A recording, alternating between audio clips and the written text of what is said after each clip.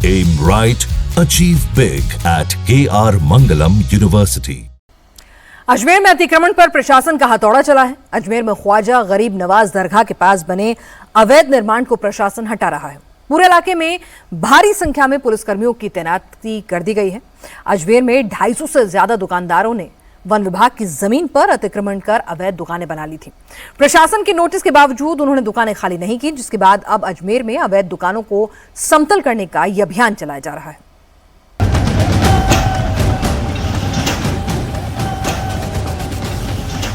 अपनी आईडी निकाल लो। आईडी निकाल लो। ये क्या उधर आईडी। अतिक्रमण के खिलाफ अजमेर में जबरदस्त एक्शन हो रहा है। अवैध निर्माणों को प्रशासन गिरा रहा है।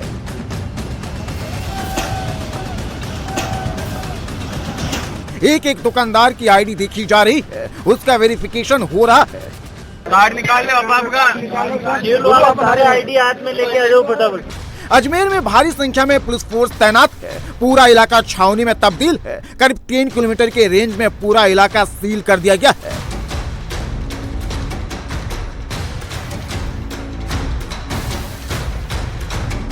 पुलिस और प्रशासन का यह एक्शन अवैध अतिक्रमण के खिलाफ हो रहा है। राजस्थान के अजमेर में ख्वाजा गरीब नवाज दरगाह के पास बने अवैध निर्माण को हटाया जा रहा है। अजमेर में हो रहे एक्शन में प्रशासन ने ज्यादातर अवैध निर्माणों को गिरा दिया है। अवैध तरीके से बने 258 दुकानों की पहचान कर उन पर कार्रवाई शुरू हुई थी और अब तक 200 से ज्यादा अवैध दुकानों को हटाया जा चुका है। 6 टीमें तेजी से ग्राउंड पर अतिक्रमण हटाने में जुटी है। ये दुकानें अवैध तरीके से वन विभाग की जमीन पर कब्जा कर बनाया गया है, जिन्हें तोड़ा जा रहा है। प्रशासन के एक्शन को लेकर दुकानदारों और पुलिस प्रशासन के बीच बहस भी हुई, लेकिन अतिक्रमण के खिलाफ कार्रवाई जारी रही। यार वो तो ऑर्डर फॉलो, हम तो यही बता रहे हैं। हमारी रिस्क पे है ना, हम आपकी रिस्क पे थोड़ी ना। अतिक्रमण के खिलाफ एक्शन तक पूरे परकोटा इलाके में जाने की अनुमति नहीं है। 900 पुलिसकर्मी तैनात किए गए हैं। 250 वन कर्मियों को भी राजस्थान के 4 जिलों से बुलाया गया है। अफसरों की मौजूदगी में अवैध निर्माण को गिराने का काम तेजी से चल रहा है। वन विभाग ने तारागढ़ पैदल रास्ते से मीठा नीम दरगाह और तारागढ़ से बड़ा पीर दरगाह रोड तक का इलाका आइडेंटिफाई किया गया है, जहां कच्ची पक्की दुकानें बनाकर कब्जा किया गया है। तारागढ़ में लगभग 200 केबिन नुमा दुकानें हैं जो वन विभाग की जमीन पर बनी थी। अतिक्रमण हटाने से पहले प्रशासन ने सभी कानूनी प्रोसेस को फॉलो किया। पुलिस ने पहले ही सभी अवैध निर्माण को लेकर नोटिस जारी किया था। जिनके पास कोर्ट का स्टे था, उनके खिलाफ कोई एक्शन नहीं हुआ। तारागढ़ वन क्षेत्र में जो वन भूमि है, उस पर कुछ दुकानें बनाकर जो अतिक्रमण किया गया है, उसमें वन विभाग द्वारा आज अतिक्रमण को हटाने की कार्रवाई की जा रही है, जिसमें पर्याप्त मात्रा में पुलिस बल मौजूद है और जो भी अतिक्रमी है उनको पूर्व में नोटिस दिए जा चुके थे। जिनको न्यायालय से स्टे मिला हुआ है, उन स्ट्रक्चर को नहीं छेड़ा जा रहा है। उसके अलावा जितने भी अवैध स्ट्रक्चर्स हैं वो वन विभाग द्वारा आज तोड़े जा रहे हैं। फिक्स पिकेट लगाए गए हैं, धार्मिक स्थलों को किसी प्रकार का नुकसान नहीं पहुंचे, इसलिए वहां पर फिक्स पिकेट लगाए गए हैं। वो पूर्व में चिन्हित भी कर लिए गए हैं। वो फिक्स पिकेट ही ये इंश्योर कर रहा है कि धार्मिक स्थलों को किसी प्रकार का कोई नुकसान नहीं पहुंचे। तारागढ़ का इलाका धार्मिक एंगल से काफी संवेदनशील है, लिहाजा कार्रवाई से पहले पूरे क्षेत्र में सुरक्षा के पुख्ता इंतजाम किए गए। कुछ लोगों ने प्रशासन की तरफ से चलाए जा रहे इस अभियान का विरोध भी किया, लेकिन प्रशासन की तरफ से किसी भी हालात से निपटने के लिए सभी जरूरी इंतजाम किए गए थे, इसलिए पूरे एक्शन के दौरान किसी तरह का कोई विवाद नहीं हुआ। मुंबई से कोलकाता जा रही इंडिगो एयरलाइंस की फ्लाइट में एक शख्स को दूसरे शख्स ने थप्पड़ मार दिया। जिस शख्स को मार पड़ी वो मुस्लिम था, जिसके बाद सोशल मीडिया पर एक झूठा नैरेटिव फैलाया जाने लगा। कहा जाने लगा कि फ्लाइट में युवक की पिटाई सिर्फ इसलिए की गई क्योंकि वो मुस्लिम था। सोशल मीडिया पर नफरती पोस्ट घुमाए जाने लगा, लेकिन जब हकीकत सामने आई तो सारे के सारे ट्रोल्स अचानक से गायब हो गए। जिस शख्स ने फ्लाइट में मुस्लिम युवक की पिटाई की थी वो कौन था, वजह क्या थी, सब जानिए इस रिपोर्ट में।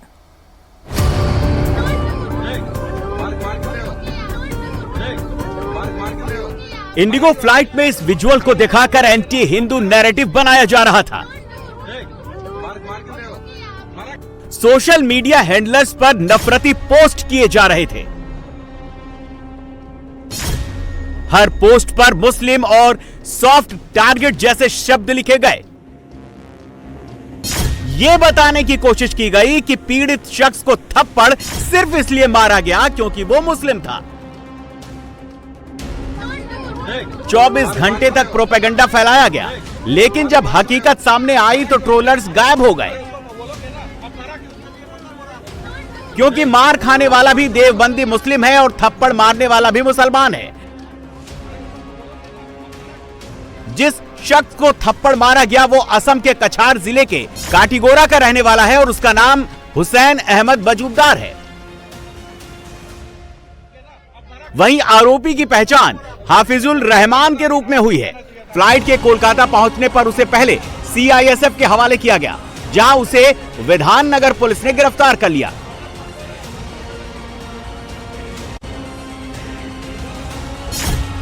इंडिगो की मुंबई कोलकाता फ्लाइट में जिस युवक के साथ मारपीट की गई वो शख्स अब लापता बताया जा रहा है। हुसैन अहमद मजूमदार को 31 जुलाई को सिलचर पहुंचना था, लेकिन वो नहीं आया।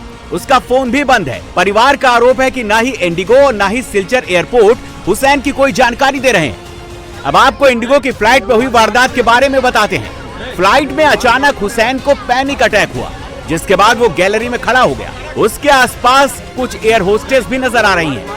अचानक से सीट पर बैठा हाफिजुल हुसैन को जोरदार थप्पड़ मार देता है।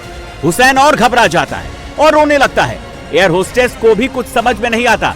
इसके बाद एयर होस्टेस और फ्लाइट में बैठे दूसरे लोग हाफिजुल को डांटने लगते हैं, जिसके बाद वो कहता है कि परेशानी हो रही थी इसलिए थप्पड़ मारा। मार क्यों रहे हो? मारा क्यों आपने? अरे उसको बोलोगे ना, अब मारा क्यों उसको? तो प्रॉब्लम होगा, लेकिन हाथ नहीं उठाना चाहिए था आपको। क्यों मारा इसको? हाथ क्यों उठाया? हाथ क्यों उठाया तुझे? हाथ क्यों उठाया? प्रॉब्लम सबको हो रहा है, हाथ नहीं उठाना चाहिए था तुझे। You don't have the right to hit anybody, you understand? Flight में मारपीट की घटना के बाद इंडिगो मैनेजमेंट ने माफी मांग ली है। उसने इस तरह के बर्ताव की आलोचना की और कहा कि आरोपी को सुरक्षा एजेंसियों को सौंप दिया गया है। उसकी पूरी कोशिश है कि भविष्य में ऐसी वारदात दोबारा न हो सके। दिल्ली में कल से एक वीडियो वायरल है। खासकर दिल्ली के मुस्लिम मोहल्लों में इस वीडियो को लेकर अलग अलग दावे किए जा रहे हैं। वीडियो में कारतूस पड़े हुए नजर आ रहे हैं। कुछ लोग इस वीडियो को हिंदू मुस्लिम लड़ाई का एंगल देने की भी कोशिश कर रहे हैं। किसने किस पर गोली चलाई, कारतूस कहां से आए, क्या वाकई में गोली चलने के पीछे कोई हिंदू मुस्लिम एंगल है, पूरी सच्चाई क्या है इस खबर की, इस वीडियो की, देखते हैं इस रिपोर्ट में। पहला, दूसरा, तीसरा, चौथा, पांचवा, ये 5 खोखे दिल्ली पुलिस को मिले हैं। शुक्रवार की रात को दिल्ली में निजामुद्दीन दरगाह के पास फायरिंग हुई। गोली चलाने वाला एहसान और जिसे गोली लगी है उसका नाम है फुरकान। एहसान और फुरकान के बीच इस दुकान को लेकर विवाद था। फुरकान दुकान का मालिक है और एहसान ने इस दुकान को किराए पर ले रखा था। उसी दुकान के बाहर मौजूद है इस दुकान को लेकर मकान मालिक फुरकान और एहसान किराएदार का कई दिनों से विवाद चल रहा था। मकान मालिक फुरकान ने एहसान को ये दुकान खाली करने के लिए कहा था और 15 दिन पहले ये दुकान खाली भी करा ली गई थी, लेकिन लड़ाई लगातार चल रही थी।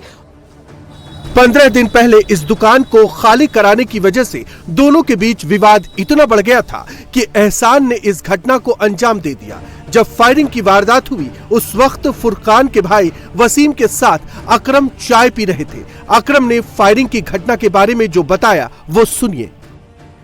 तो इतने में वही 2-3 जने आए, जिन एहसान हो गया, उसके 2 बच्चे थे, शहनूर था, सैफ था।